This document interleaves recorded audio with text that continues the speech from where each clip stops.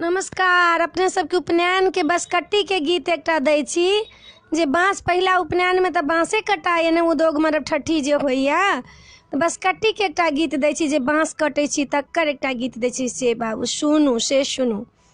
कोने बाबा ये हो बाँस रो पाला दूध फूलसी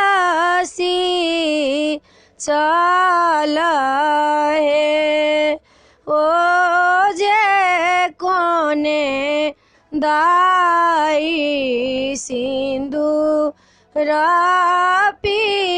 ठाड़ा देती मारा बास भीतर लागू है बड़का बाबा ये हो बांसी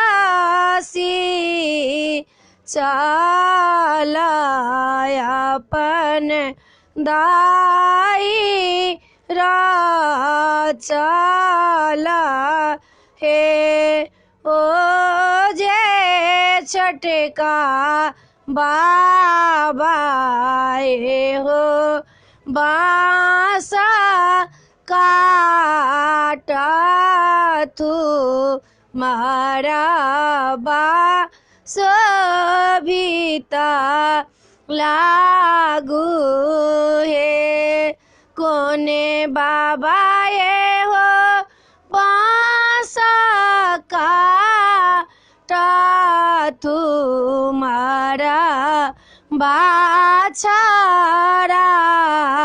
होता है ओ जे कोने बरुआ लाला बंधन दे थी न मरा बासो बीतला गुहे छोटका बाबा ये हो बांसा काटा तू मारा बाछारा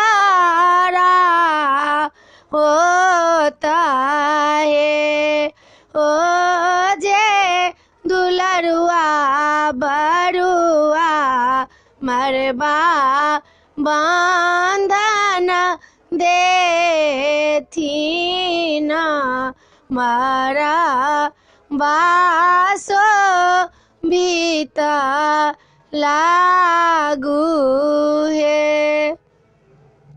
ई बसकट्टी के गीत चल अपने के पसंद पड़ते तो सब्सक्राइब कर नहीं बिसरबै, लाइक कर सब्सक्राइब कर नहीं बिसरबै। जय मिथिला जय भोला बाबा।